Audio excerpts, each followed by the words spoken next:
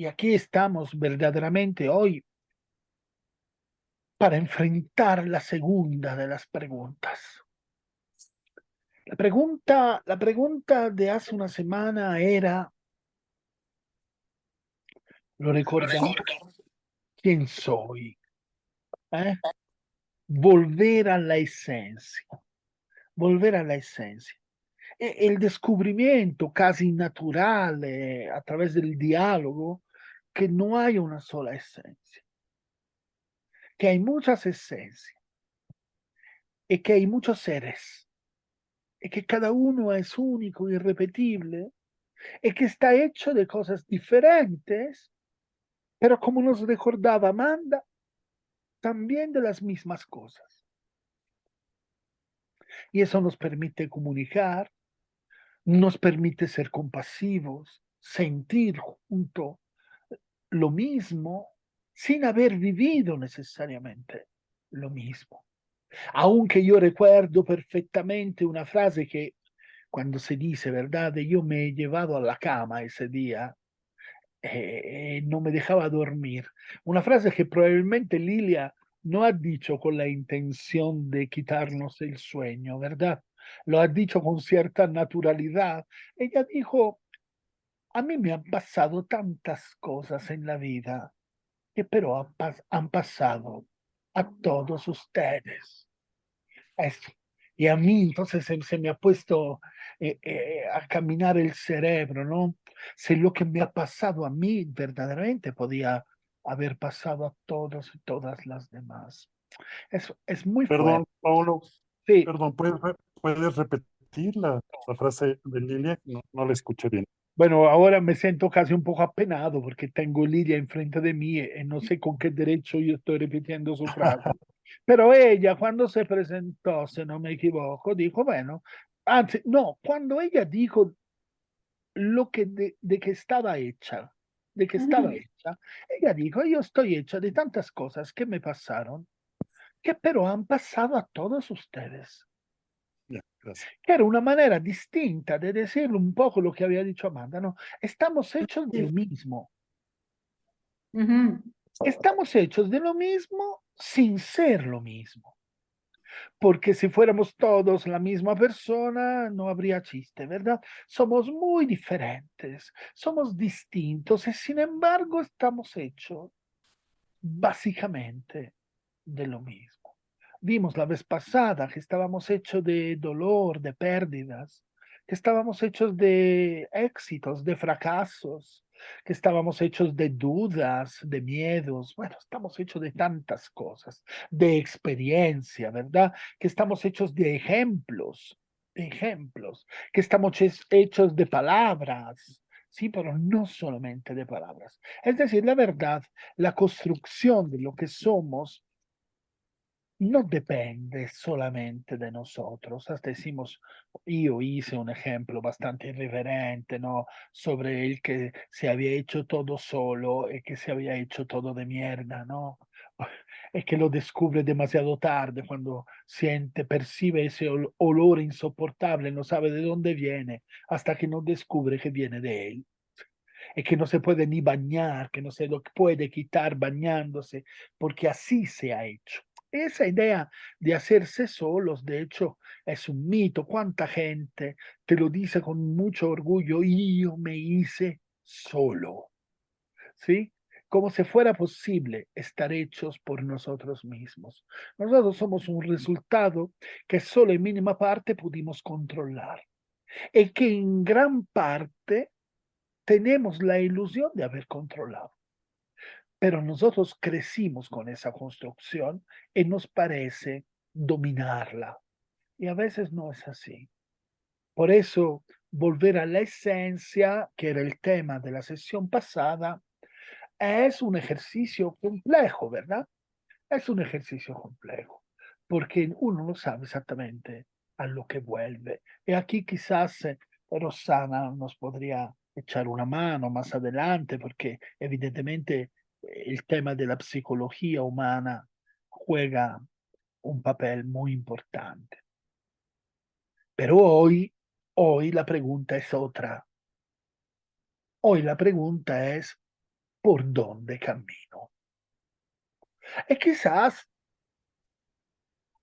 entre paréntesis, un poquito oculta, una pregunta todavía más incómoda, porque yo mismo no sabría cómo explicarla hasta el fondo.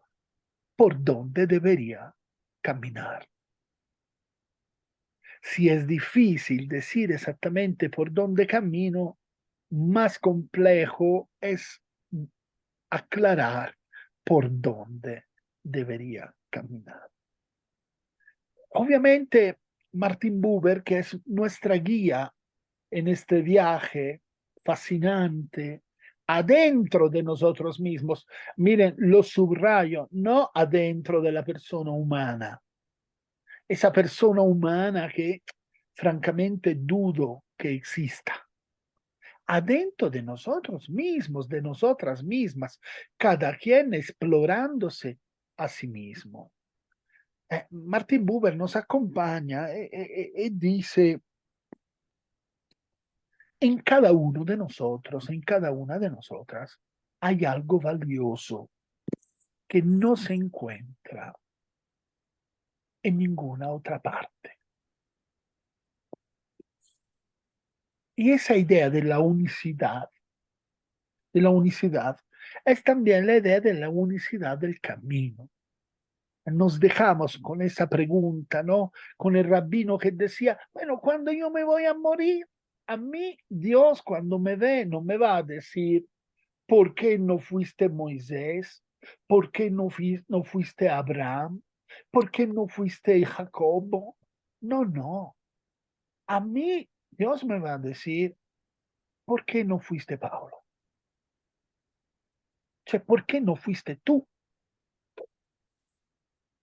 Entonces el tema del camino es un camino, perdón, el tema del camino es el tema de descubrir por dónde yo tengo que caminar. Ahora, ya que esto no es un curso de religión, yo mismo no podría verdaderamente impartirlo porque tengo demasiadas dudas para ser un testigo atendible. Yo sustituiría un momento, con todo el respeto, esta palabra poderosa, Dios, con la palabra paz. Entonces, cuando yo me acuerdo que Gandhi, se lo recuerda también Amanda, porque lo vimos en un curso donde ella estaba y cada uno de ustedes más o menos lo ha vivido, por lo menos una vez conmigo. Cuando Gandhi dice, la paz no es la meta, es el camino. La pregunta es, ¿cuál es el camino?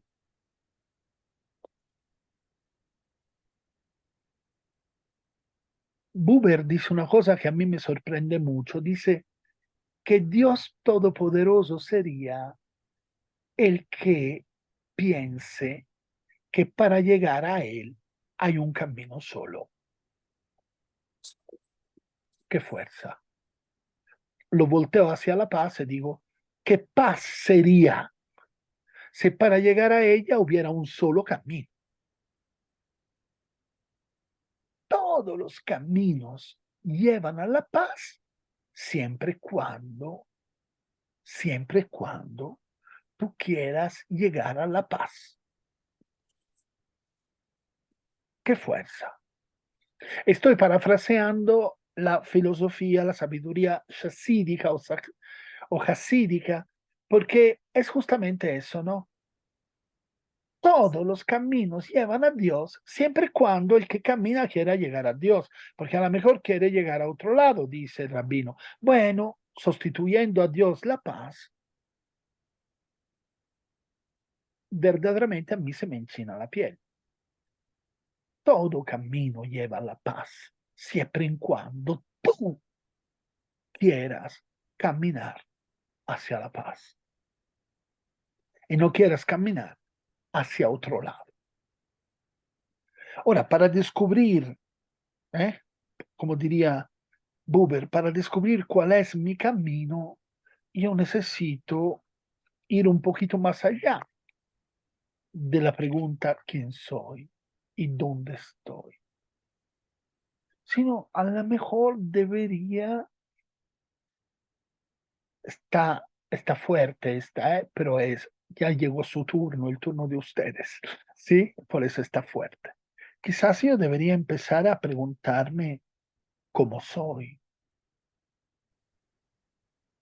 La vez pasada vimos quién soy, de qué estoy hecho,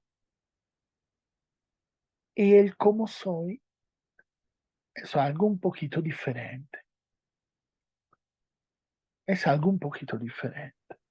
A mí, a mí me gustaría empezar a construir juntos no digo una respuesta, sino un posible camino para contestar a esa pregunta, porque nadie aquí se va a hacer levantar hoy con una respuesta a esta pregunta catastrófica que es ¿cuál es mi camino, verdad? Pero para empezar, me gustaría que nosotros empezamos a poner en el medio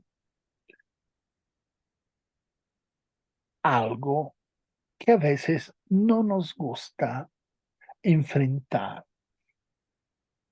¿A qué le tengo miedo? ¿A qué le tengo miedo?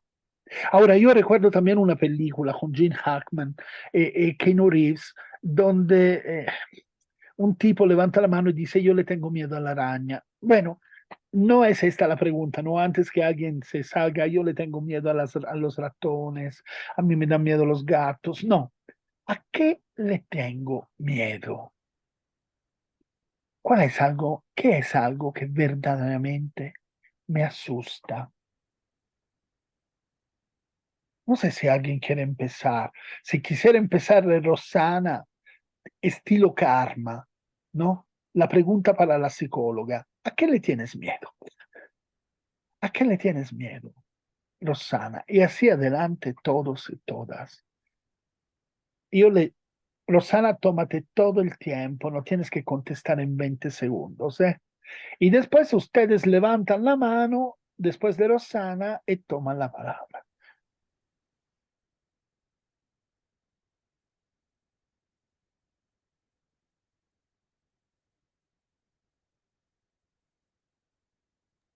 Rosana, debes de tener el micrófono apagado.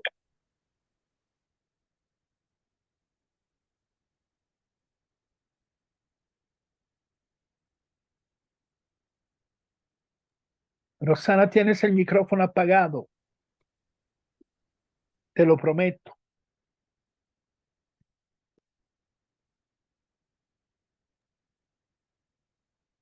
¿Me escuchas, Paulo?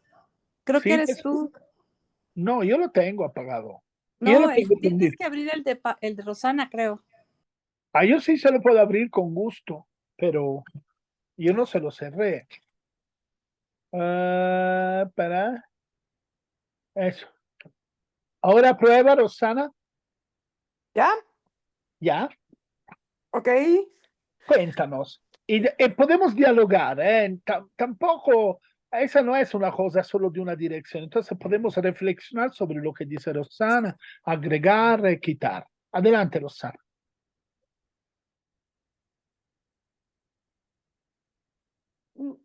A mí me da miedo y a veces estoy en un lugar y a veces estoy en otro. El estar sola y el sentirme bien porque estoy sola. A veces estoy contenta estando sola y me asusto y me da miedo. No sé Es por qué, decir, pero que bueno. te asusta el Y a hecho que estás veces, contenta. estando sola, sí, que estoy contenta porque estoy sola, pero a veces no estoy contenta porque no estoy sola y la sensación es de miedo. O sea, en general, no soy una persona miedosa eh, eh, ante las circunstancias que con una cosa de tengo miedo a, pues ni siquiera pienso que tengo miedo a morirme, no sé, es como las cosas que pasan, pasan, ¿no? Entonces ya no, hay cosas que no se pueden evitar, entonces no les tengo miedo. Más bien tengo miedo de no poder resolverlas cuando sí se puede. Pero pero no es un miedo que me paralice y en cambio el otro sí. Aunque suene raro, pero porque sí, por mi propio lugar en el mundo, en cuanto a mi situación familiar, circunstancia social, etcétera, etcétera, em, siempre ha jugado un papel de sentirme que me abandonan y me quedo sola y que eso me da miedo. Y ya, por ahora ya estoy en la situación en donde pues ya me quedé sola, pero al mismo tiempo estoy acostumbrando a estar sola y entonces me asusto porque me estoy acostumbrando. No sé. Ok, digo, la complejidad no tiene que asustarnos, ¿verdad? La complejidad es parte de lo que estamos viendo. Y yo invito a todos y a todas de reconocerse también en el miedo del otro. Y no digo que tenemos el mismo miedo, pero de reconocer cuál es el papel de este miedo en la construcción del camino que nosotros podemos recorrer para construir la paz. Por ejemplo, ¿qué papel tiene positivo, negativo, neutro? ¿Hasta qué punto tiene un papel el miedo de Rosana al sentirse sola o al sentirse bien cuando está sola? ¿Sí? Como que hay una parte de ella que hace resistencia a ante ese bien, ¿no? Dice, ¿cómo es posible que te sientas bien si estás sola? No debería de sentirte bien, eso da miedo, ¿sí? Es decir, parece un juego de palabras, parece un chiste, parece un trabalengua, no lo es, por- porque es la complejidad de la vida, ¿no? Y todo es menos ridícula esa complejidad, al contrario, a veces es pesada, insoportable. Entonces, no la tomemos a la ligera, pensemos bien en lo que están diciendo. Está muy fuerte. No sé si alguien quiere sumarse para dialogar con ella, ¿no? Ahora, en un momento más, ahí insertamos el parecer de Buber, ¿no? Pero yo quisiera que le abonáramos nosotras. No, Alguien. Pablo. Sí, Lilia, adelante. Es Adelante. que a lo mejor yo agrego un elemento, pues no sé si esté, bueno, en la misma sintonía, pero que tiene que ver con la pregunta que hiciste igual del camino, al final para la construcción de paz. Y yo te diría, yo le tengo mucho miedo a la violencia, y sobre todo a la violencia que estamos viviendo ahora. Ujú. Esa violencia me da miedo. Y me confunde porque no, eso no me ayuda mucho a determinar cuál es el camino por el que debo seguir, pues, porque el miedo me frena, digamos. Podríamos casi decir que el miedo a la violencia a veces nos obliga a caminar menos, ¿no? Sí, A salir nada más, estoy utilizando este lenguaje figurado, ¿no? No es, pero a hacer tramos muy chiquitos, ¿no? Para no alejarnos de la zona de confort, porque más a lejos, más peligro, más violencia. Entonces ya vamos a caminando menos, ¿no? Porque tenemos miedo. así es. Está fuerte, está muy fuerte, Lilia. Y sí tiene un gancho, ¿no? Con el miedo de Roxana, porque tiene un gancho con la soledad. No sé qué opinan los demás, las demás. Adelante, por favor.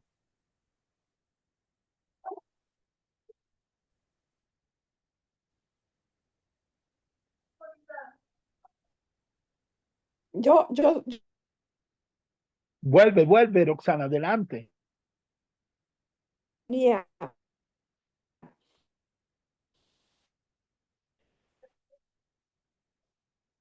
porque el miedo a...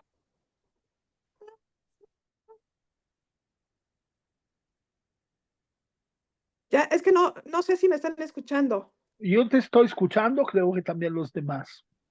Ah, perfecto. Entonces, cuando, cuando, por ejemplo, es cierto, em, yo digo que no le tengo miedo a las cosas en general.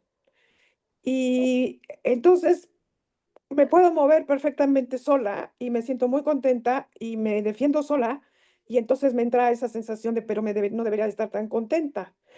Y yo creo que sí influye el hecho de que el momento que que estamos viviendo, cuando me hago consciente, es casi todos los días, evidentemente, es cuando entonces me da más esta sensación de, por mucho que me gusta estar sola, eh, no quiero estar sola porque la violencia ¿cómo voy a manejar una situación como la violencia?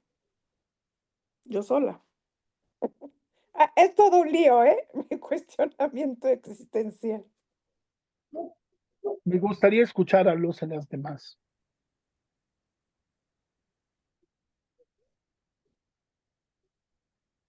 Yo quisiera tomar un poco yo la palabra. Adelante, Abraham. Gracias. Y bueno, pues creo que a mí uno de los miedos que me hacen reflexionar mucho y que es algo que creo que con lo que he trabajado constantemente es la pérdida de fe, ¿no? Porque creo que el hecho de que yo veo a gente, ¿no? Y lo digo en el sentido, Rosana, tal vez entender un poquito más en el sentido de que cuando uno pierde la fe, ¿no? Hace poco les comparto esta situación, una persona que conozco intentó pues, suicidarse, ¿no? A raíz de la pérdida de fe, la pérdida del sentido, ¿no? De la vida, del rumbo de la vida, hacia dónde me estoy dirigiendo mi vida, ¿no? Y yo creo que ese es uno de los miedos que yo tengo, ¿no? Y lo expongo, el hecho de decir, el día que yo ya no tenga fe o el día en que yo ya no tenga algo en qué creer, o saber hacia dónde voy o encontrar un sentido muy mínimo en la vida, ¿no? A disfrutar mi soledad, por ejemplo, como dice Rosana, ¿no? A disfrutar un libro, a disfrutar muchas cosas. El día que yo ya no encuentro un sentido a eso y que ya no veo el sentido de seguir adelante, ¿no? Creo que ese es para mí un miedo muy grande, ¿no? Y lo relaciono porque justo como lo decía Ina y también lo expone Rosana, ¿no?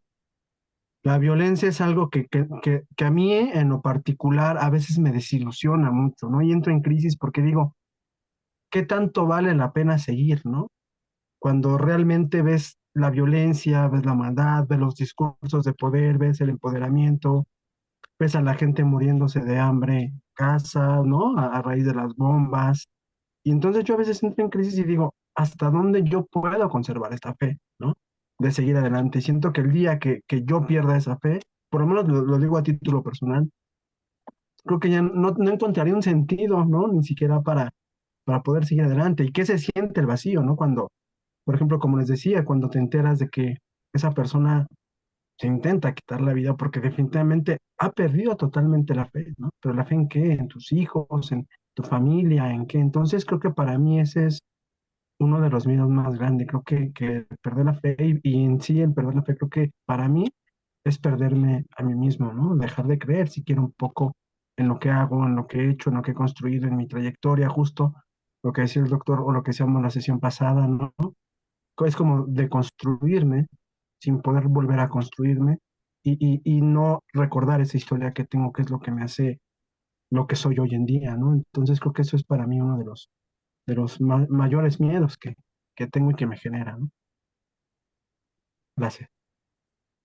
Adelante, adelante. Yo no tengo que dar la palabra, ustedes la toman cuando quieran.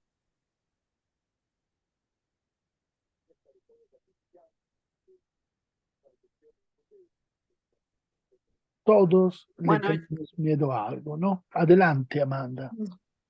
pues escuchándolos creo que sí son conceptos fuertes.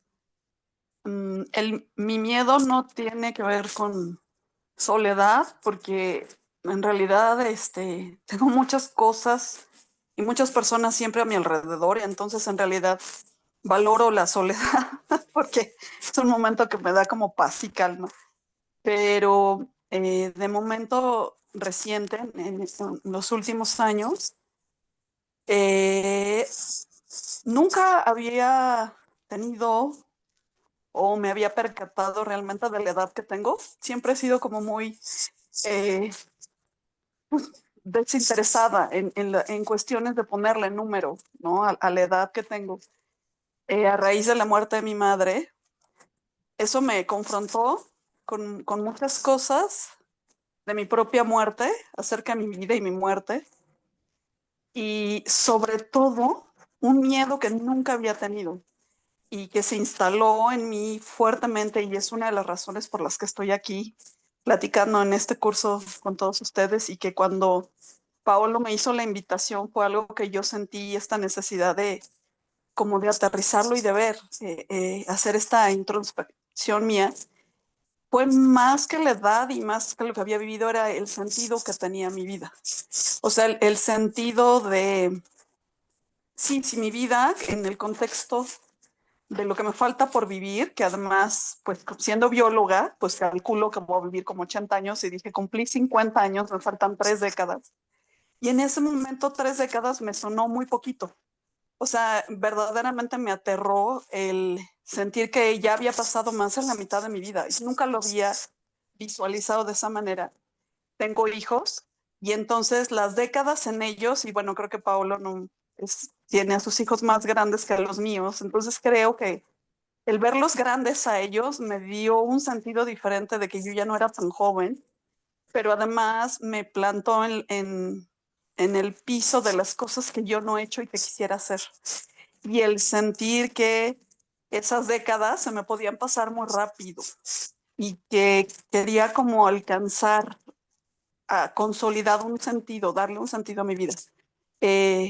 Ese es mi mayor miedo, y eso es algo que no he logrado poner como en su lugar en mi corazón y en mi mente, de no tener ese miedo. No es tanto la muerte, sino es el camino que me falta, que lo siento menos, y que siento que hay muchas cosas que quiero hacer como que me den sentido en estos últimos años, ¿no? Estoy pasando de haber hecho cosas como haber hecho un doctorado, haber tenido a mis hijos y verlos más grandes, o sea, como que y mi mamá fallece, entonces como que empiezo a ver ciclos en mi misma vida que se cierran.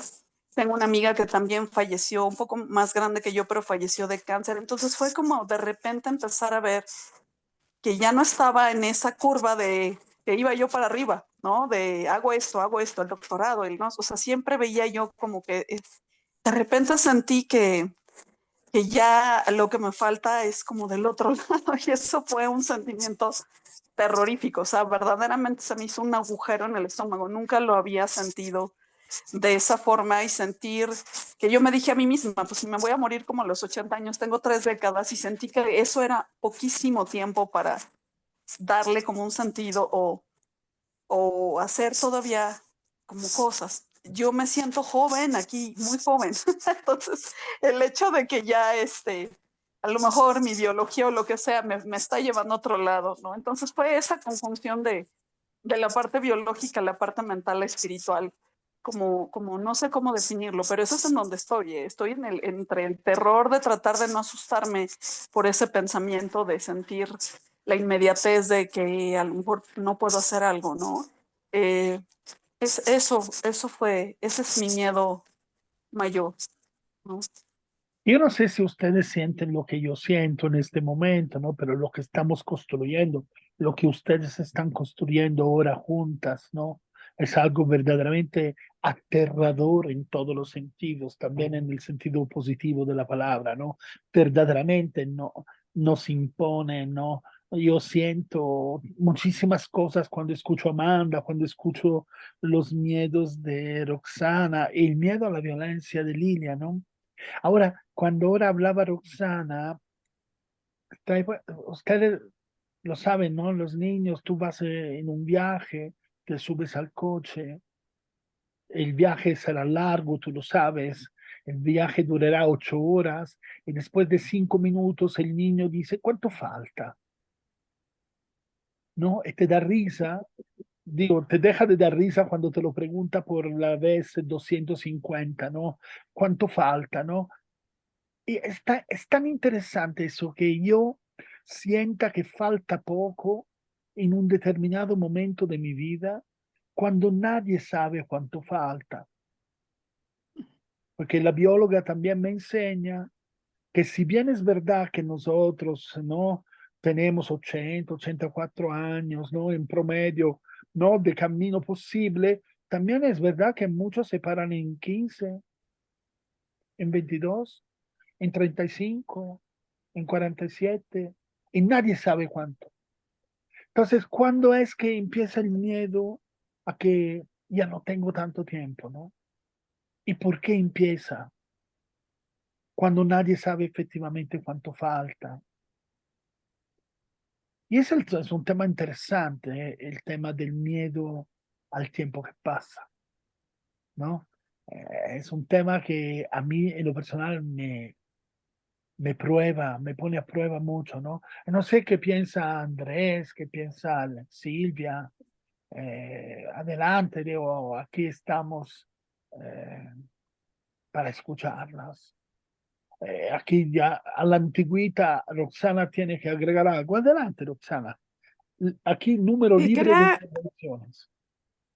quería agregarle, ya desde el punto de vista de como psicóloga, no sé, no puedo explicar específicamente por qué, igual es que está instituido a nivel social, no, tú te sabrías más si pudieras ser biológico, que a la mayoría de las personas la peor crisis que puedan tener es a los 50.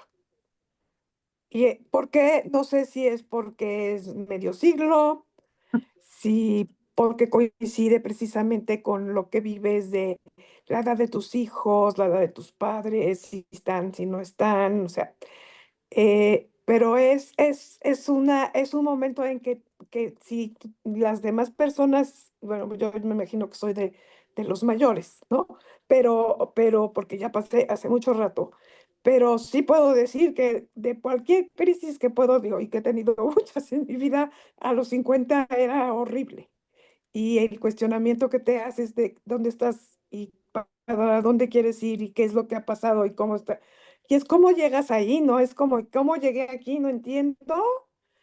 Y es, o sea, te lo normalizo con el afán más que nada para que no lo sufras tanto, porque es algo que, bueno, como todas las otras cosas que nos pasan y que a todos nos pasan de una manera u otra, esta es una de las cosas que pasan muy común en las personas. Bueno, yo quisiera también agregar una pequeña cosa antes de escuchar a Andrés, Cecilia. Me impacta mucho, ¿no? Ya es la segunda vez que me pasa con Amanda. ¿No? El rol importante de la pérdida.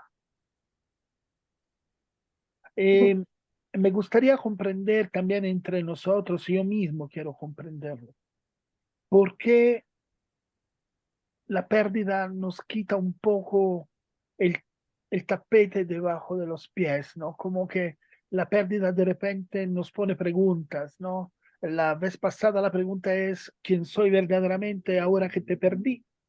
¿Sí? Eh, Hoy es las, todas las preguntas que se me acumulan a raíz de la pérdida sobre el camino, ¿no?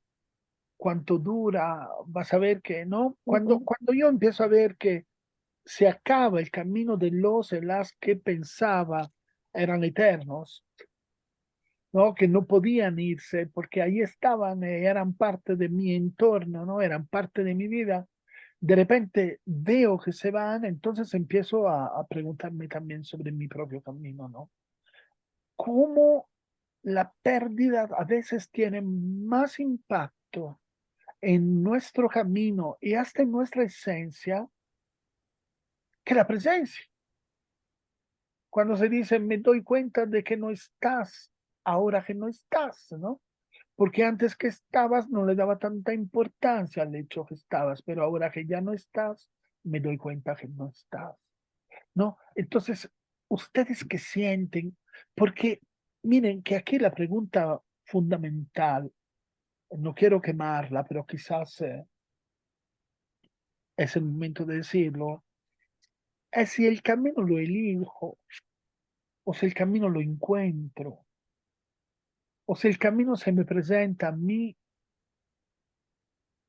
es decir, este camino es producto de mis propias elecciones. O yo me encuentro en él a pesar de mí. ¿Qué significa, no? Que cada quien tiene su propio camino para llegar a la paz, por ejemplo. Lo elegimos el camino, caminamos por ahí porque no había de otra. ¿Qué papel juega mi miedo, mis temores? ¿Qué papel juegan las pérdidas cuando yo emprendo un camino? No sé, Silvia, porque te veo a ti ahora, Silvia, en la pantalla grande, si tú quieres decir algo, pero ahí está también. Ah, ya, Silvia, en lugar de decir, sí, voy a decir algo, apagó la cámara, no quiere decir. No sé, André. Ah, No, ¿Me, está. me escucho o no me escucho? Escuchamos bien. Si quieres Ah, decir algo sobre soy, esto, sería soy interesante. uno y no domino la tecnología iPhone. A Así la que, grande, a la grande. bueno, yo lo primero que iba a decir así de a que le tengo miedo es cuando hay situaciones, volvemos a la violencia, y si hay una situación social muy violenta, yo me paralizo, o sea, yo sí me quedo callada, no me muevo y pues la verdad eso no es muy bueno, ¿no? Si suena la alarma sísmica, sí salgo corriendo, no hay problema, pero cuando es una situación social así muy agresiva, ha pasado, puede estar uno, por decir, en el metro, ¿no? En un restaurante, yo me quedo paralizada, la palabra, y luego resulta que eso es malo, ¿no? Porque entonces socialmente la gente lo que decir es que no hiciste nada, entonces así como que te lo buscaste, o, o estás de acuerdo, ¿por qué no te quejaste? Hace poco, unas semanas, fuimos a un lugar, Lilia, donde unos hombres casi se agarran a golpes. Pues yo no me esperaba eso. De veras estaba yo congelada y era muy agresivo. Ni siquiera estamos hablando de un asunto de una guerra en Gaza, ¿no? Entonces, eso sí, pues de mi persona me atemoriza porque creo que debería de responder, pero no sé si eso es hasta una respuesta física, fisiológica. Ahora, en cuanto a esto de que si estás no solo o no, a mí volviendo a que estos condicionamientos sociales horribles, eh, yo tengo dos hijos y en su momento, pues ellos se fueron a estudiar a Estados Unidos, ¿no? Y yo tuve oportunidad de hacer otras cosas y pues claro, no era así muy placentero que se hayan ido, pero creo que fue lo mejor para todos, les ha ido muy bien, total, ¿no?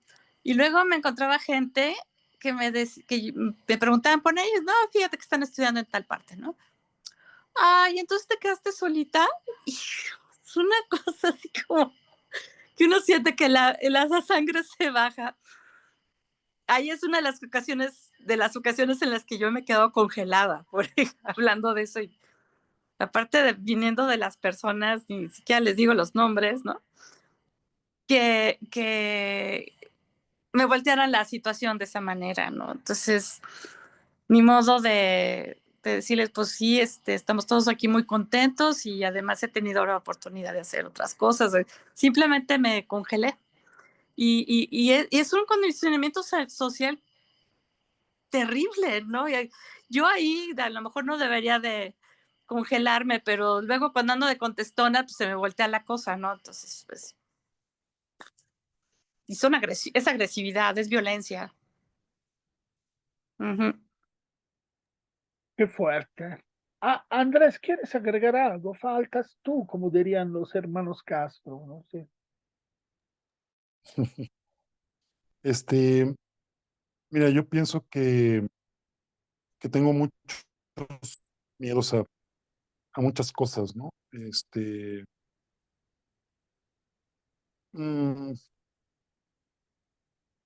pues sí, o sea, los miedos, digamos, normales, naturales, inmediatos, cotidianos, a, no sé, a muchas cosas que pasan en la vida cotidiana, ¿no? Y que el miedo ayuda, como todos sabemos, a rescatarse a uno mismo de ciertas situaciones, ¿no? Este, tengo miedo de otras cosas un poco más fuertes. Pensaba ahorita, he tenido mucho miedo de la envidia, por ejemplo, de mi propia envidia, de ser envidioso. Digamos, ya como pasando otros miedos, estoy tratando de entender mi respuesta inicial cuando mencionaste la pregunta a qué le tienes miedo.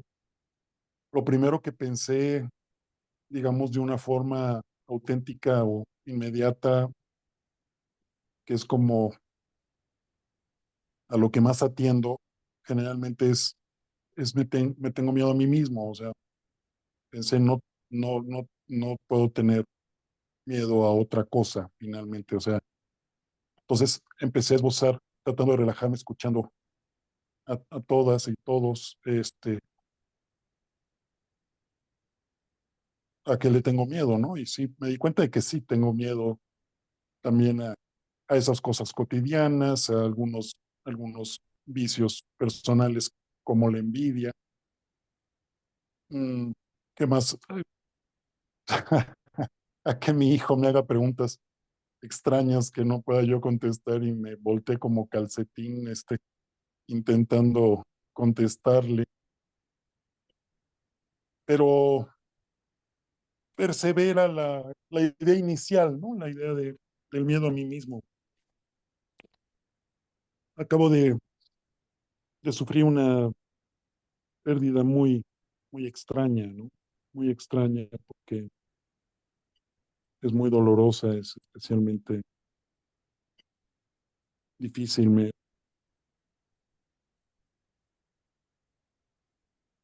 Murió y no lo puedo ni mencionar, es muy extraño.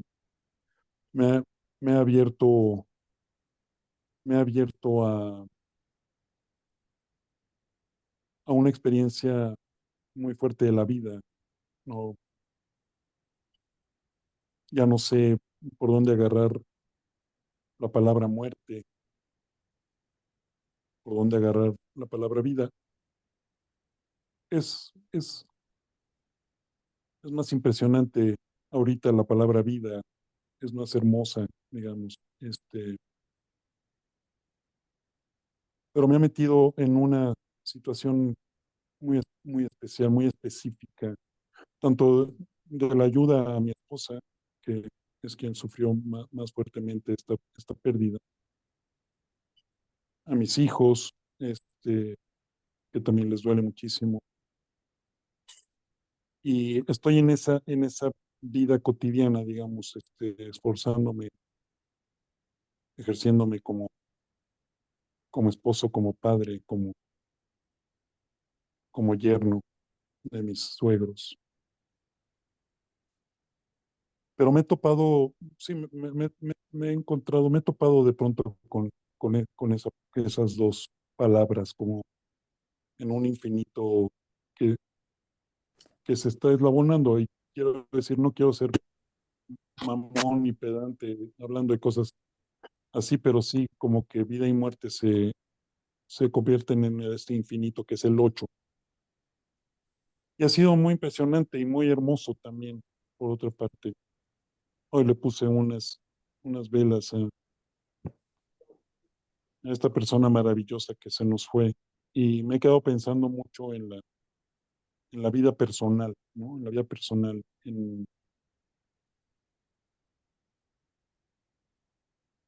Bueno, no, no quiero ahondar más porque me tardaría, ya de por sí estoy colgándome, pero sí, la vida personal, la resolución de conflictos, el amor que nos tenemos, los seres humanos, la vida y la muerte como un enlace. Y me da miedo, en todo caso, eh, perder mi hilo de pensamiento que me permite escuchar todo esto que pasa en mí mismo. Entonces soy cauteloso hacia mi propio miedo, ¿no? Soy cauteloso y trato de escucharlo y trato de seguir con lo que pienso para poder decidirme, encontrarme, ir por algún sitio o por otro, en el encuentro con todos ustedes. Y ya me estoy pasando de profético, poético y humanístico. Entonces, gracias a todos por escucharme. Qué lindos. Pero fíjate, Andrés, creo interpretar el sentir de los y las demás. Cuando tú hablas, yo camino. No estamos perdiendo tiempo, no es un abuso del uso de la palabra. Primero que nada, es la filosofía de este curso, ¿no? De todos los cursos, lo saben ustedes ya, que hacemos en esta escuela, ¿no? En esta rara escuela. Eh, Porque nosotros aprendemos también cuando tú estás hablando. Pero hoy me atrevería a decir una cosa todavía más fuerte, que yo espero tú estés de acuerdo, y que cada uno de nosotros sienta lo mismo que yo. Tú aprendes cuando hablas. Es decir, a veces decir las cosas, explicitarlas, ¿verdad? Con las palabras, no tenerlas adentro, decirlas a las demás para que se supone las entiendan. Me sirve a mí para entenderlas, porque hasta que no las digo, no las entiendo. Entonces aquí lo digo a todos, a todas, cuando hablamos, porque yo pregunté eso tan íntimo del miedo y de la pérdida. Porque a veces siento que el miedo y la pérdida condicionan nuestro camino. Y no lo estoy diciendo en sentido negativo. Nos ayudan a elegir el camino y a veces pero nos detienen. O sea, a veces, como decía quizás en algún momento Silvia, ¿no? De alguna manera, me gustó ese verbo, nos paraliza. No logramos correr a ningún lado, no logramos movernos. Y es también el sentido que decía Abraham y que de alguna manera indicaba Amanda, ¿no? Nos paralizamos, no logramos movernos, entonces eso es contradictorio con la idea del camino, ¿sí? Pero al mismo tiempo no sabemos ni hacia dónde ir, porque aquí sí trataré de decirlo con el lenguaje más científico posible, y Amanda me va a disculpar. El camino es una dirección, pero el sentido lo decidimos nosotros. El camino va de A a B, de B a A, pero si yo voy hacia B o hacia A, lo decido yo. Y a veces la pérdida del sentido también me paraliza, porque me quedo ahí a la mitad del camino y no sé de qué lado ir. Y creo que eso es un tema fuerte, porque mire, Buber dice, ojo, que una cosa es tener modelos, tener ejemplos, y una cosa es imitarlos. Nosotros tenemos siempre, dice Buber, que elegir caminos originales, porque nadie puede recorrer el camino del otro. Dice Buber, palabra por palabra, lo tengo aquí anotado, no hay que hacer lo que ya se hizo, sino lo que todavía queda de hacer. Y eso implica una responsabilidad que a veces verdaderamente se percibe como aplastante, ¿no? No hay que hacer lo que ya se hizo, porque si ya se hizo, ¿para qué lo haces? Hay que hacer lo que queda de hacer. Y eso es tu responsabilidad. Y a veces la pérdida, a veces el sentido del miedo, la pérdida del sentido no nos permiten caminar. Y ahí le va un poco, después de esta reflexión, en mi opinión, muy profunda de Buber. ¿Ustedes qué piensan, sinceramente? Porque no hay respuestas correctas, como siempre. ¿El camino se elige o el camino no se elige? Yo sé que la tentación, Amanda, es decir, yo el camino lo elijo, ¿no? Porque yo elegí caminar por aquí, porque yo decidí hacer mi doctorado, porque yo decidí, no, está bien. A veces lo siento yo también, pero ¿no sienten ustedes que a veces es el camino que nos elige a nosotras? Ujú. ¿Y cómo vivimos esa elección que no nos pertenece? Porque más bien somos nosotras que pertenecemos a ella. ¿Cómo lo viven ustedes? ¿Qué sienten respecto a eso? ¿Están de acuerdo tanto para empezar o creen que al final elegimos por dónde caminar?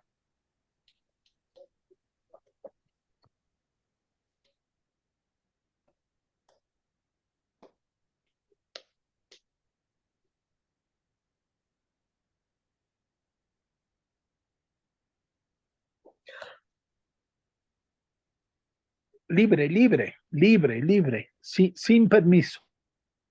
Bueno, yo quería decir, yo sí creo que nosotros vivimos más bien con la fantasía de que elegimos. Y puede ser que haya algunas cosas que sí elegimos hacer, em, porque tuvimos la posibilidad de pensar en todas las formas que lo podíamos hacer y lo hicimos.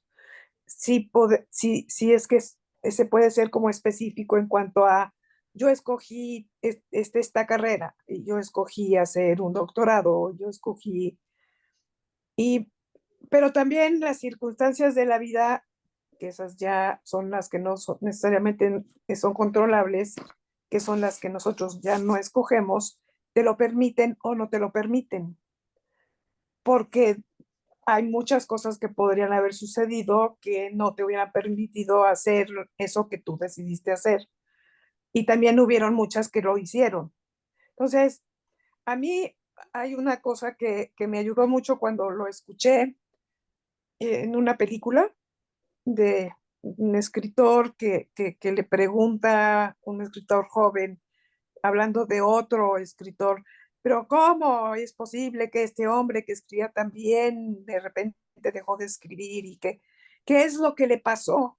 Y claro, era el joven con el hombre ya mayor y el mayor le dijo, pues lo que le pasó fue la vida. Y me quedé con, pues es que es cierto, las cosas a veces no tienen explicación más que lo que nos pasa es la vida. Y la vida, pues, puede ser por diferentes formas. Entonces, independientemente de lo que nosotros creemos que vamos a controlar, no controlamos. Me gustaría que los demás se montaran a esto. Yo no quiero comentar cada vez que hablan porque si no condiciono esta reflexión.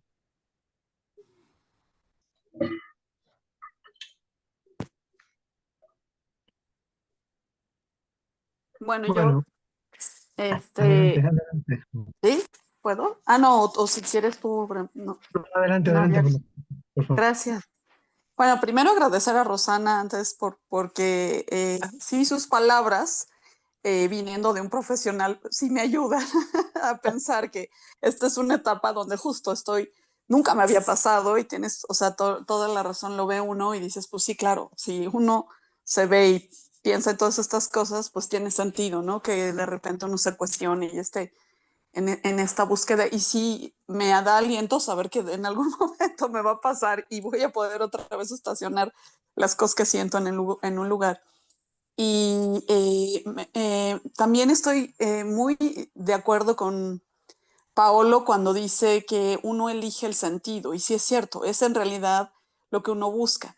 Y leí este libro de Viktor Frankl, que también lo mencionó Paolo en la clase pasada, El hombre en busca de sentido, y que me gusta muchísimo, porque justo cuando uno ve que a veces las circunstancias, como dice Rosana, no las escogemos nosotros, pero sí podemos escoger cómo vamos a actuar frente a ellas o a tomar decisiones frente a ellas, ¿no? Entonces, me gusta mucho ese libro porque justo creo que ahí es en donde está la libertad individual de cada uno de nosotros, de cómo vemos el camino, como dice Pablo, que se nos presenta, ¿no?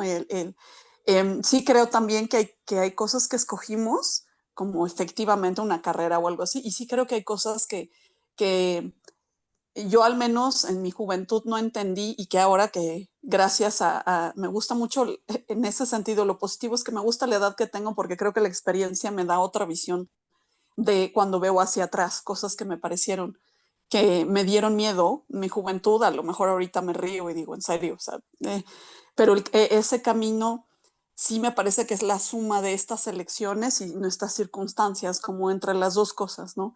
Y creo que sí, me gusta pensar que al menos la libertad que sí tengo es de decidir cómo lo voy a afrontar o cómo le voy a encontrar el sentido a este camino que yo esté transcurriendo, en donde tengo esa pequeña libertad a lo mejor de encontrarle ese sentido, ¿no?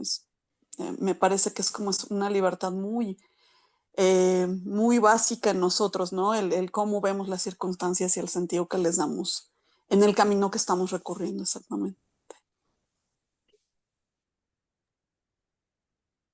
Adelante, tranquilamente. Digo, yo escucho, anoto, me quedo pensando como un poco así perdido, ¿no? Yo también, porque escucho lo que dice Amanda, se me ocurren muchas cosas. Estoy pensando que Víctor Frankl, en El hombre en busca de sentido, dice a un cierto momento que muchos de los hombres y de las mujeres que estaban en Auschwitz, para enfrentarse a la realidad tan inaceptable, ¿no? Al dolor, prácticamente trataban de abstraerse del dolor. Justo para reencontrar el sentido, tentaban de perder todo sentido, es decir, de no tratar de dar un sentido a lo que no podía tener sentido, ¿no? Eh, y eso me complicaba mucho a mí la vida cuando lo leía, me la complica mucho también ahora que lo estoy repitiendo, porque hay momentos donde para elegir el sentido correcto hay que dejar de darle un sentido a las cosas. No sé si eso es demasiado confundido o si tiene claridad solo para mí mismo, ¿no? Pero es lo que dice Frank, ¿no? Porque si uno trataba de darle un sentido a las cosas ahí en el dolor de Auschwitz, terminaba contestándose a sí mismo que no había sentido. Y si tú llegas a la conclusión que no hay sentido, ya dejas de caminar, porque no sabes hacia dónde ir, ¿no? Entonces, no sé ustedes qué sienten Amanda, Roxana, pueden repetir, ustedes lo saben. Pero Abraham también quería decir algo. Sí, gracias, doctor. Bueno, es un poco enfocado a lo que decía Roxana, ¿no? Que tiene que ver con tanto esta parte de la elección de nosotros mismos y me entraba un poco esta parte de la construcción de nuestra propia identidad, ¿no? Y cuando Roxana señalaba esta parte de qué tanto influye en nosotros, bueno, el contexto social, ¿no? Y voy a retomar un poquito esta parte de la cuestión de la discapacidad, ¿no? El tema de la discapacidad es una cuestión física o una cuestión social, ¿no? Y a lo que nos enfrentamos, ¿no? Me refiero a eso, a las elecciones que tenemos, las decisiones que tenemos o que tomamos, ¿no? Por ejemplo, a veces, y es algo que yo he logrado analizar, hasta dónde que a mí me ha causado inclusive cierta frustración en lo particular, hasta dónde he tenido yo que cubrir la necesidad o las expectativas de mi entorno social, ¿no? Y que en ese ir y venir, en ese ir construyendo, yo me pierdo. Y entonces creo que a veces es cuando pierdo el camino, porque digo, me voy por aquí porque es lo que me dice mi padre, mi hermano, porque me lo marca la gente que está alrededor de mí, o me voy por acá, ¿no? Que tiene que ver con esta parte de lo que me nace, de lo que me nutre, ¿no? Y pongo, por ejemplo, esa cuestión en particular de lo que es mi carrera. Yo también soy psicólogo, nada más que yo soy psicólogo educativo, ¿no? Y yo me acuerdo que cuando yo entré a la licenciatura, el fin que yo tenía para la licenciatura era ascender de puesto en la empresa en donde yo trabajaba, que no tenía absolutamente nada que ver ni con la psicología ni con la educación. Era totalmente una situación de sistemas empresariales. Cuando entro a la licenciatura, porque me pedían la licenciatura forzosamente, me tocó la maravillosa suerte de entrar a la psicología educativa en la UPN, y me voy dando cuenta que el sentido que le voy encontrando o del gusto que le voy encontrando a mi carrera no tenía nada que ver y estaba totalmente apartado de los sistemas empresariales, ¿no? Y entonces es cuando yo decido tomar otro rumbo y la gente que estaba en aquel momento conmigo y que me aconsejaba es que acá vas a ganar más dinero, te ves mucho mejor económicamente, ¿no? Se gana hasta en dólares, entonces y yo decía, no, es que como que me empezaba a nutrir otras cosas. Y es cuando entra uno en ese conflicto, ¿no? Que bueno, yo tomo un poco a Erickson cuando nos habla del conflicto, ¿no? ¿Cómo resuelvo ese conflicto? ¿Qué es lo que estoy buscando yo para mí? Y por eso señalaba yo la parte de la identidad, porque creo que es el conflicto que nos genera esa construcción de la identidad. A ver, yo quiero esto, pero la sociedad, por otra parte, me está exigiendo esto, ¿no? Y no lo vemos más allá de esta parte bueno, yo lo veo así, del capitalismo, ¿no? Hoy en día, con esto de las redes sociales, lo que tenemos que tener a la moda, lo que tenemos que comprar, o sea, y hasta dónde esta parte, insisto, está totalmente reconfigurando, pero en una constante, yo lo diría bastante rápida, esa construcción de la identidad. Y entonces es ir tomando decisiones, ir resolviendo ese conflicto interno, y entonces es donde a mí me genera esa parte, ¿no? Yo escojo con base en lo que quiero o con lo que la gente me dice, y entonces, ¿qué dirección debo tomar? Yo creo que ese es para mí el punto de partida, ¿no? Si es lo que la gente me dice o mi entorno me exige o lo que yo realmente quiero hacer, ¿no? Yo puedo decir que libremente lo que he construido hoy, mi licenciatura, ¿no? La maestría, hoy en día el doctorado es elección propia y ha ido de la mano, yo lo puedo decir, ¿no? Que son elecciones mías porque yo decidí eso, a lo mejor, no sé, por decir una cosa, a ser jugador de fútbol, a terminar en la parte de los sistemas empresariales, no sé, tantas otras cosas que hay, ¿no? Y que yo puedo decir, yo lo decidí, pero después entró la duda y como dice Paolo, ¿no? A la educación o la psicología educativa me escogió a mí, o hacer una maestría en convivencia y derechos humanos y coincidir con Paolo, porque desde ahí no lo he soltado yo tampoco a él. Este, ha sido algo que cada vez a mí en lo particular me reafirma la decisión de lo que he querido hacer, y me di cuenta en ese interés, en ese ir y venir, en ese construir, que me preocupa, que tenía un problema, un conflicto con el problema social de la violencia, de la guerra, de la marginación, y hoy eso me reafirma a mí como persona, ¿no? De lo que, y como profesionista, de que creo que no he errado en lo que he escogido, ¿no? Pero ahí es donde entra mi duda, no sé si fue realmente una elección que yo tuve o que las condiciones de lo que había en el entorno me lo pusieron. Mm. Gracias. Pero aquí, perdone, antes de dejar la palabra a quien siga, a quien quiere tomarla, quisiera subrayar cómo justo en la intervención de Abraham se entrelazaron el ser y el camino, ¿no? Gracias al camino yo reafirmo quién soy, y eso es el camino porque de alguna manera yo soy quien soy. Y entró en todo eso el tema profundo, devastador de las elecciones, ¿no? Decía, sí, decía Rosana, sí, hay cosas que nosotros elegimos, hay otras que no, hay otras que derivan de elecciones de otros.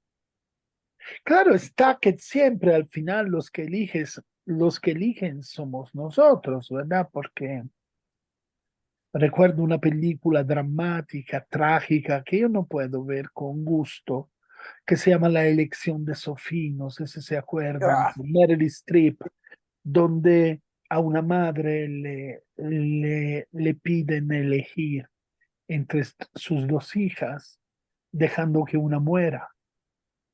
Era hijo e hija. Hija, hijo. Y bueno, hijo e hija. Hijo e hija. Sí, entonces ahí está muy fuerte, ¿no? El problema si ella elige o no elige. Julien Freund diría que elige, que a pesar de todo, elige. Y a pesar de que eso sea inaceptable, hay una elección.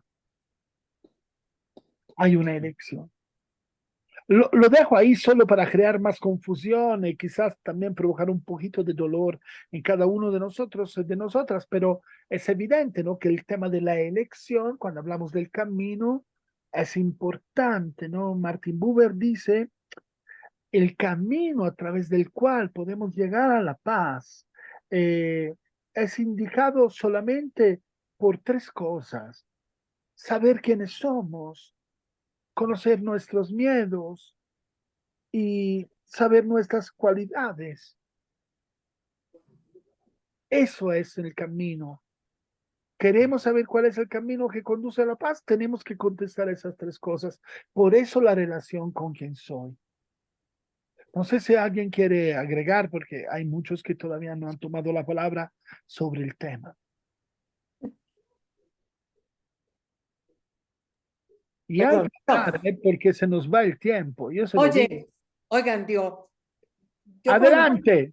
por mi deformación profesional, hay una frase que nos acompañó toda la carrera, que creo que a lo mejor ahorita pudiera entrar en este contexto, es, quise querer, pero no pude poder.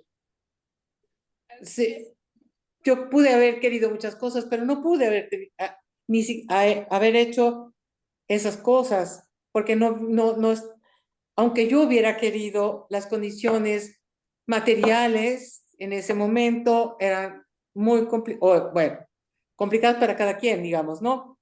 A lo mejor yo quise ser, digo una tontería de profesión, no tontería, sino me refiero, no se aplica a mi persona, pero quise ser médico, pero pues por las condiciones o familiares, personales, pues era muy difícil poder pagar una carrera así, ¿no?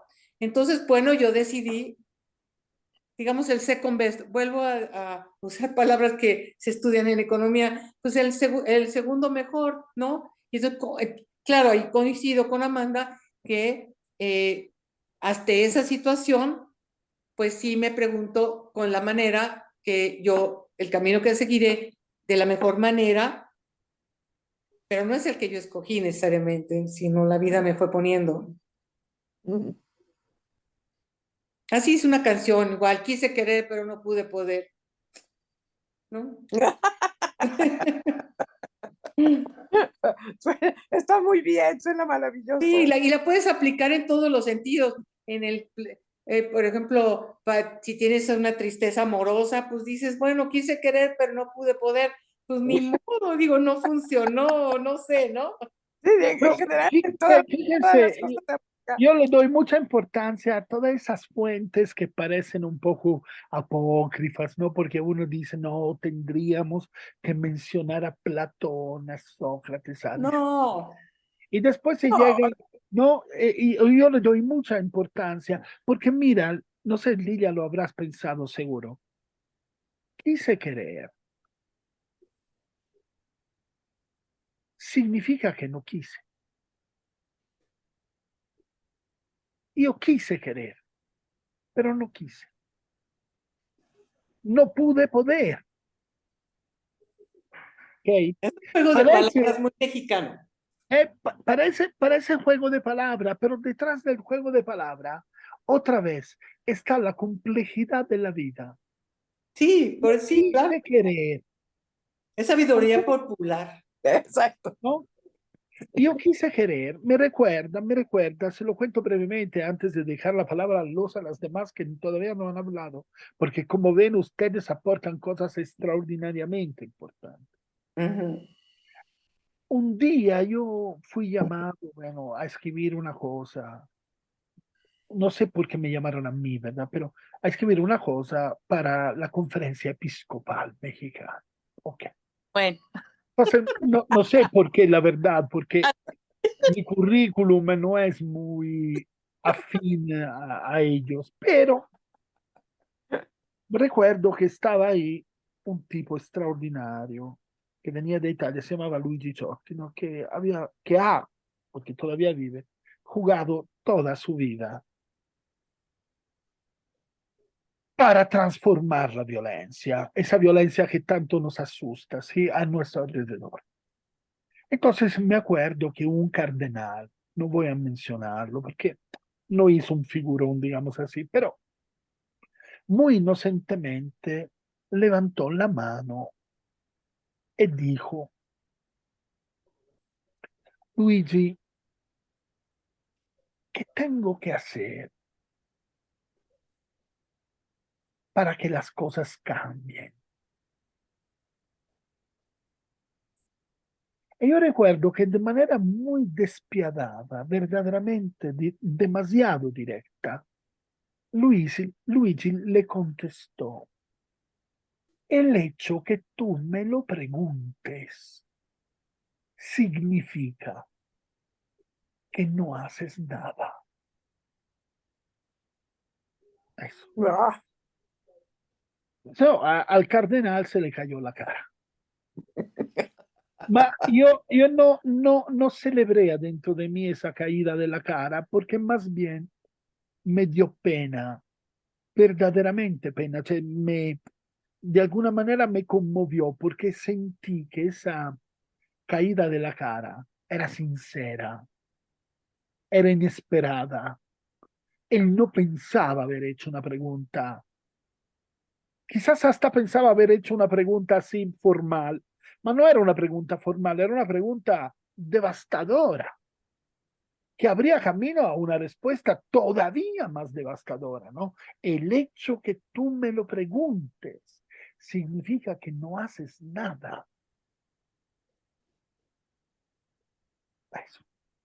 Es decir, miren que detrás de las palabras, por ejemplo, detrás de quise querer, hay un montón de fuerza que va mucho más allá del juego de las palabras. Yo quise querer. De alguna manera yo percibo que no quise. Al final no quise. Dice, no, pero no quise porque no pude. Ok. Entonces para querer hay que poder. Y volvemos a lo que veíamos hace una semana. Ven como el círculo a las 7:34 de la tarde, noche, se cierra. Nosotros estamos donde estamos y podemos dependiendo de dónde estamos. Quien no hace lo que puede, no hace lo que debe. ¿Se puede querer hacer lo que no se puede? Probablemente no, porque se necesita la conciencia de dónde estamos. Claro está, porque el inmovilismo es peligroso, que podemos cambiar de lugar. Y podemos estar hoy donde no estábamos ayer. Y poder hoy lo que ayer no podíamos. Y a veces cambiar de lugar no es un caso, sino una elección. Y volvemos al tema de elegir. Porque la elección implica esa palabra potentísima, que es la responsabilidad, ujú. que se da solo si tú eliges. Cuando Dios a Adán le dice, entonces, ¿dónde estabas? No, imbécil. Adán le dice, me había escondido. Eso, me había escondido. Porque no quería decir dónde estaba. Porque en el momento que yo digo dónde estoy, en el momento que pronuncio dónde estoy, debo. Porque puedo. Eso. Entonces ven cómo todo empieza a ir en su lugar. Como las dos preguntas, ¿quién soy y por dónde camino? Pertenecen al mismo recorrido. No sé, los que todavía no han hablado, las que no han hablado y por supuesto, si las que han hablado quieren hablar nuevamente, mismo Abraham, adelante. Abraham.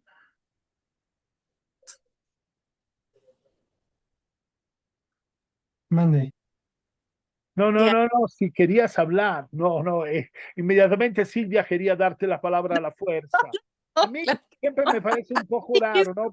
Porque Le aventáramos hablamos de la Adán, hablamos de Dios, y después darle la palabra a Abraham me parece un poco así bíblico. Pero si Abraham pregunta. tiene algo que decir, adelante. Pues y bueno, retomo nuevamente la palabra, ¿no? Es esa parte, insisto, ¿no? Qué tanto nos vamos posicionando a lo largo de la vida, ¿no? Lo que señalaba al inicio Paulo, ¿no?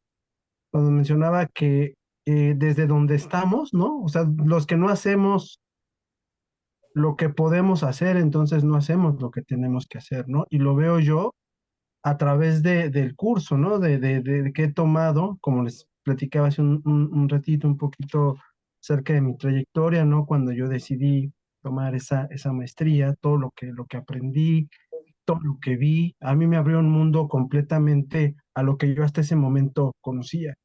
Y hay algo, un fenómeno que me llamó mucho la atención cuando estábamos en esa maestría, que es Derechos Humanos y Cultura de Paz, que cuando hicimos un ejercicio, creo que fue justo cuando estaba Paolo, yo lo recuerdo bien, en donde nos dimos cuenta que el fin de querer hacer una maestría con ese tema, todos teníamos algo que nos movía, pero desde nuestra propia experiencia, ¿no?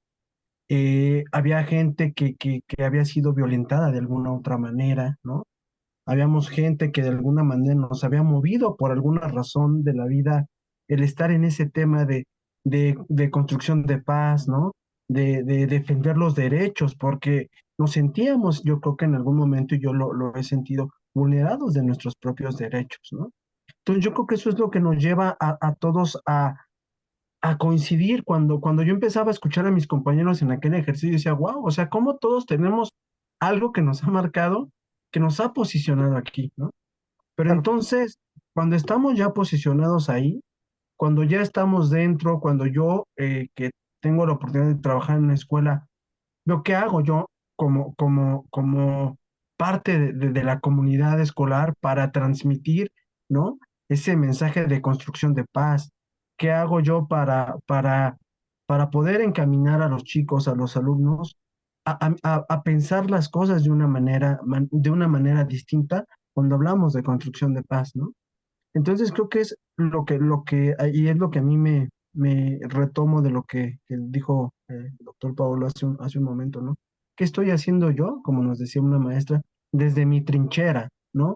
¿Y qué hace cada uno de nosotros desde su conocimiento, desde su aprendizaje, ¿no? Desde su experiencia, para poder posicionarlo y transmitirlo a otras personas, los que trabajamos en las escuelas, los que damos terapia, los que tenemos la oportunidad de transmitirlo con las palabras, ¿no? Como Andrés, que es escritor y wow, o sea, cómo transmitir eso a toda la demás gente, ¿no?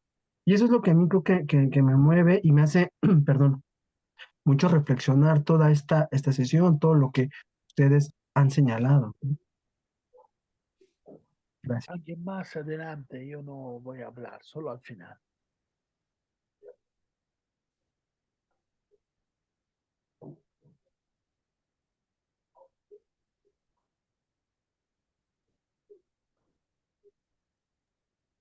Yo voy a señalar solamente que el ejemplo que hacía de la maestría Abraham, ¿no?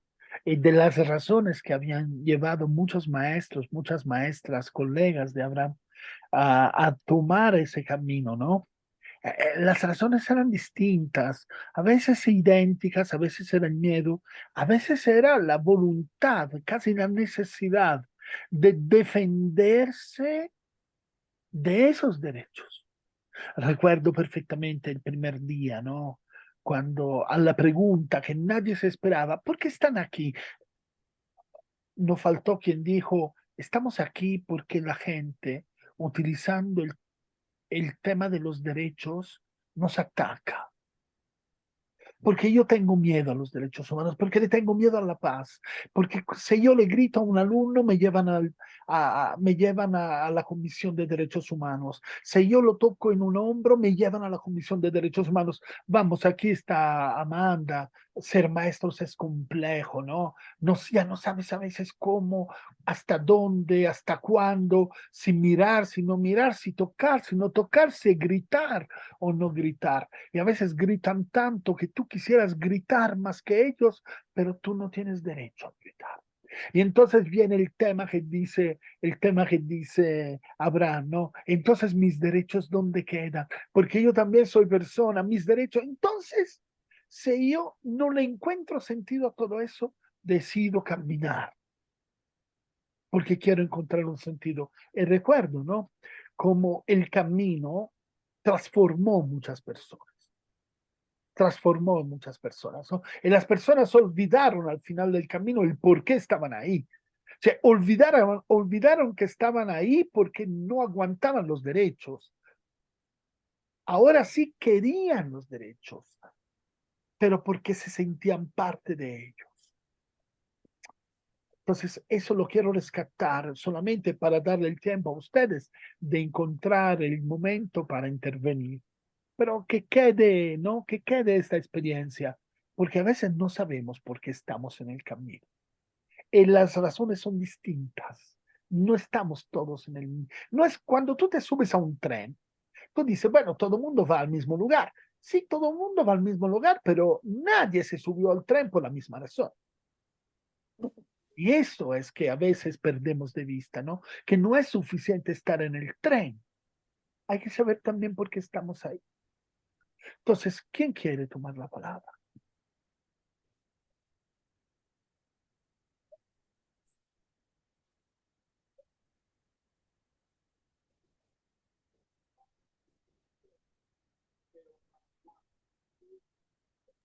Amanda, Lilia, Silvia, Andrés.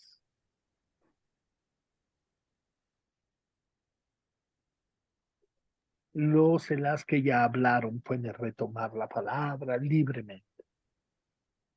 Bueno, yo nada más de hablar de este camino para mí la no violencia, a mí, desde el curso que tomé contigo, a mí me hace súper clic porque, de hecho, yo al dar clases, no solo de clases, he dado clases en la universidad, en el posgrado, en la prepa, y me tocó dar clases en secundaria donde todos los maestros, bueno, fue como encontrar otra parte de mí con ellos, con los estudiantes.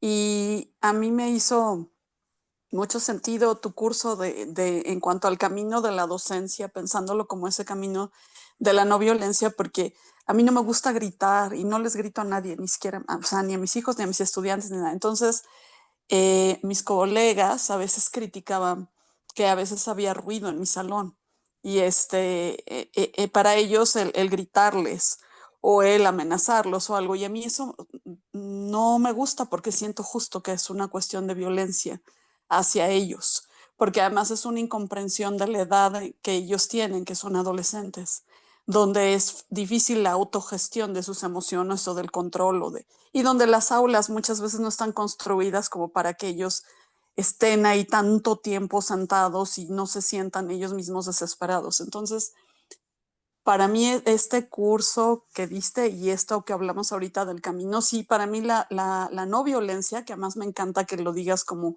si es una sola palabra, la no violencia, para mí sí ese es el camino. O sea, para mí la docencia, no importa, no hay una justificación de la edad que pueda tener uno de tus estudiantes. No hay una justificación para la violencia en ninguna edad de ningún ser humano, mucho menos en la docencia. Entonces, para mí, desde ahí se construye la paz, porque ellos pasan mucho tiempo contigo. Entonces, si uno en el salón está firme en esa posición o en ese camino de la no violencia, sí se generan muchos cambios, incluso en los mismos estudiantes, incluso en la misma gestión de sus emociones. Ya no, a mí siempre me dicen, yo me quedo callada, cuando ellos están hablando muy fuerte o algo, yo me quedo callada y espero.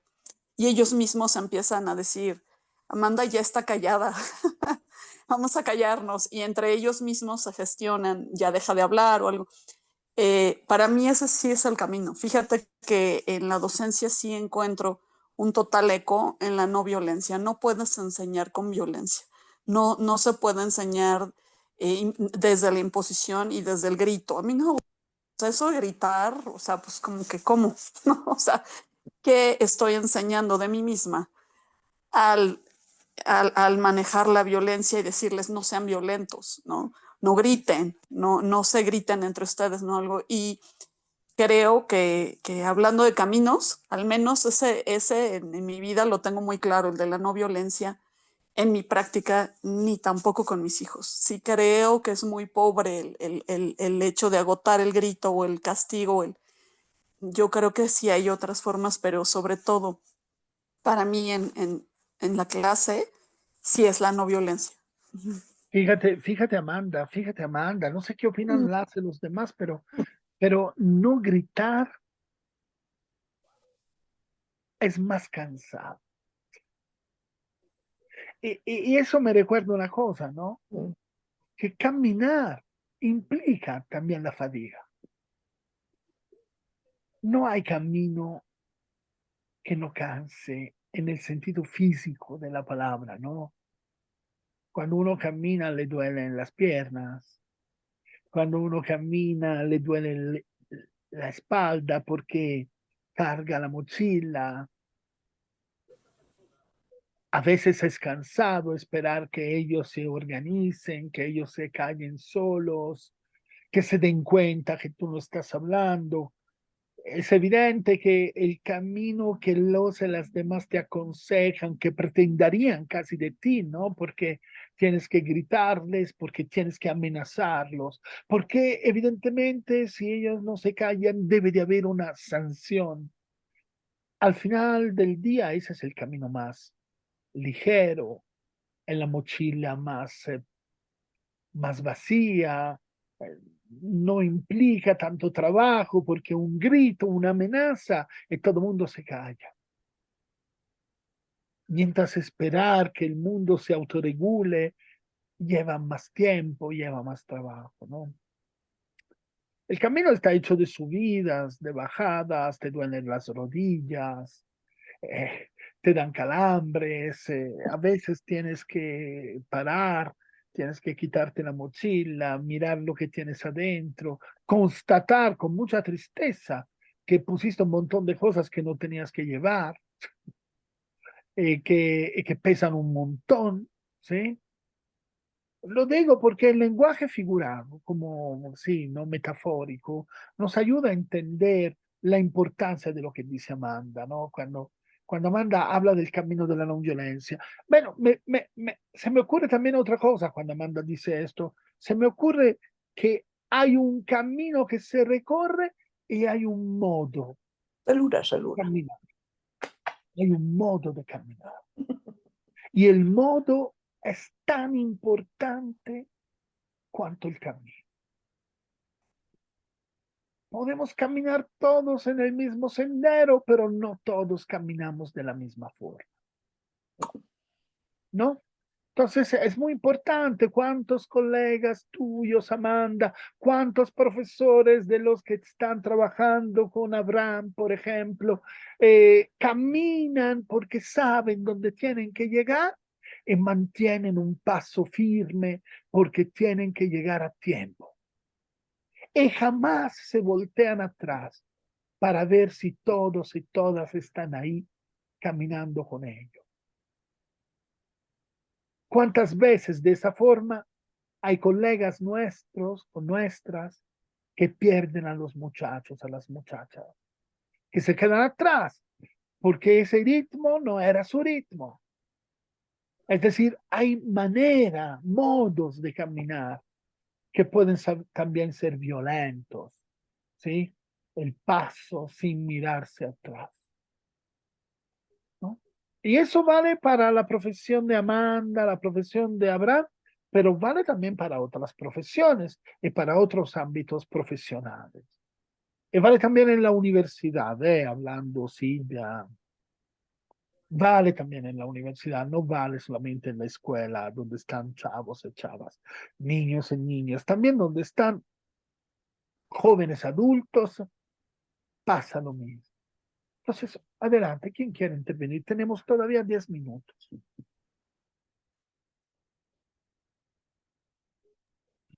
Yo nuevamente, que tiene que ver justamente con la profesión que realizo, bueno, ahí en el colegio, justo me llamaba la atención esta parte del manejo, ¿no? Del reconocimiento de derechos humanos, porque creo que, claro, todos somos sujetos de derecho, pero a veces creo que el sentirme yo como sujeto de derecho, pongo por encima mis derechos que por los de los demás, ¿no? Y lo señalo por el hecho de que bueno, tuvimos una situación en el colegio donde una mamá No, no, acusó no. a una maestra, ¿no? De violentar a su hijo. Y entonces el punto aquí, y es algo que con lo que yo discutí en su momento con la supervisora, que es la que nos ha estado haciendo las visitas, y con las personas responsables de esto, la mamá estaba, inclusive utilizó a la Comisión Nacional de Derechos Humanos pues para que, como si la Comisión Nacional de Derechos fuera una inquisidora y ella fuera la encargada de ponernos en nuestro lugar y no sé, o sea, el concepto que muchas mamás tienen o muchas personas tienen de lo que es en general la comisión en sí, ¿no? Y los derechos humanos. Entonces, es que la primera amenaza fue esa, ¿no? Les voy a aventar a la Comisión de Derechos Humanos para que se encarguen, ¿no? Y definitivamente fue, digo, ahí ya se hizo todo el proceso, ¿no? Pero cómo el utilizar o el significar una institución, ¿no? Que tendría que ver más por velar la integridad en general de todos nosotros como personas, que por el hecho de serla ver, ¿no? Como que esa institución inquisitiva, esa institución que si tú no me atiendes como yo quiero, que si tú no haces lo que yo quiero, entonces te la voy a echar porque estás violentando mis derechos, ¿no?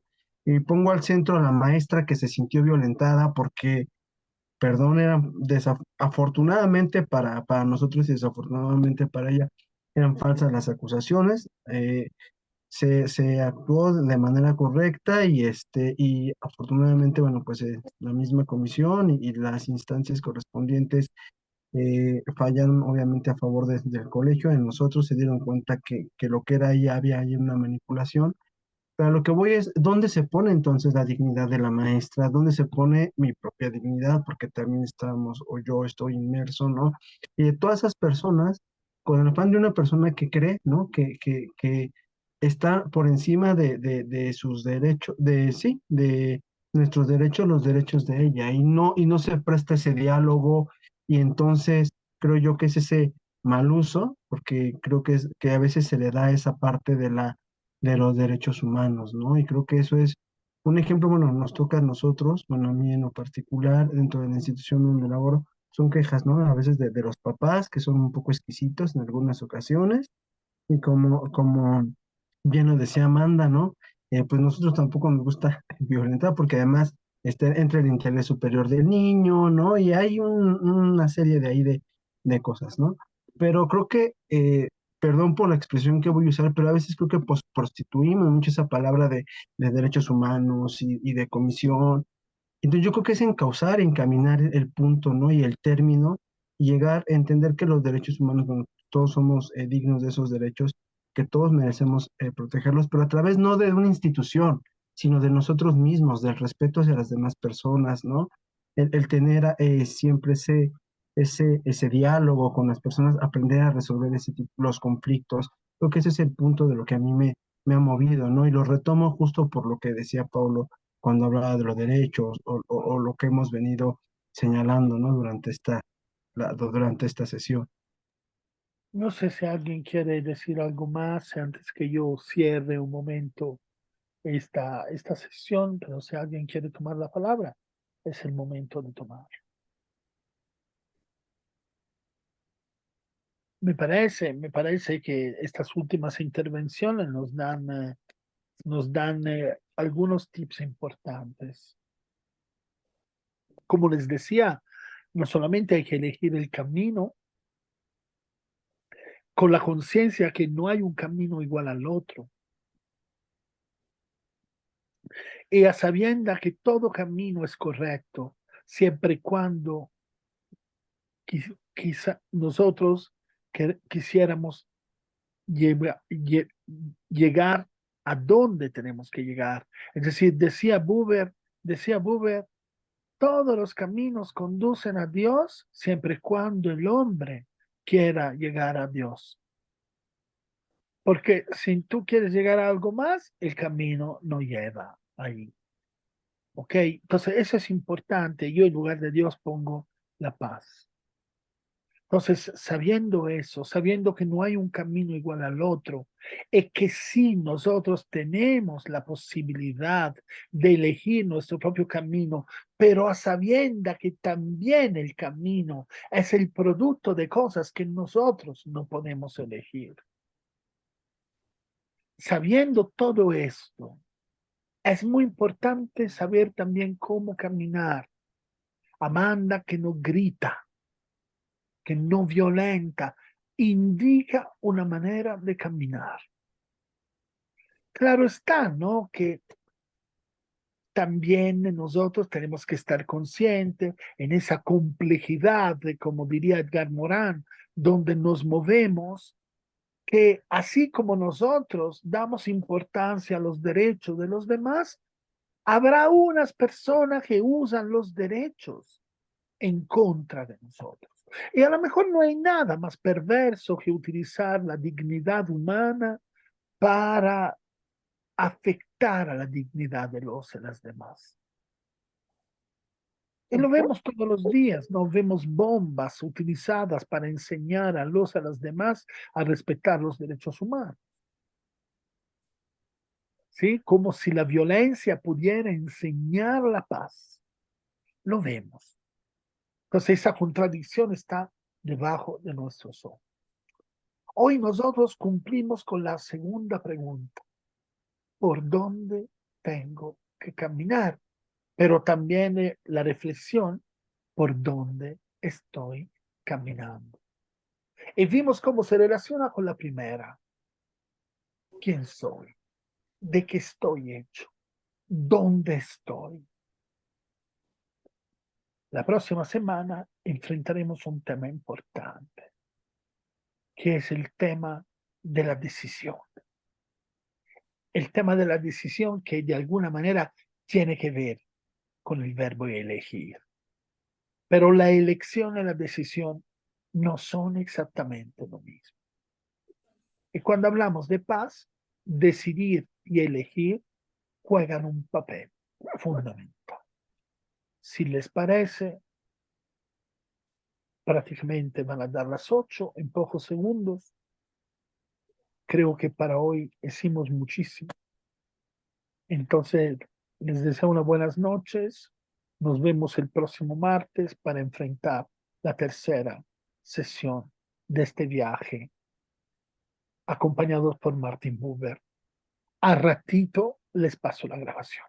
Muchísimas gracias a todos. Buenas noches. Silvia, Gracias, Amanda, gracias a Buenas ustedes. noches. Roxana, Mucho gusto de Silvia, conocerlos a todos. Abraham, Un abrazote. Andrés, muchas gracias a todos. Gracias. Chao, chao. Gracias a Chao. ustedes. Nos vemos. Chao.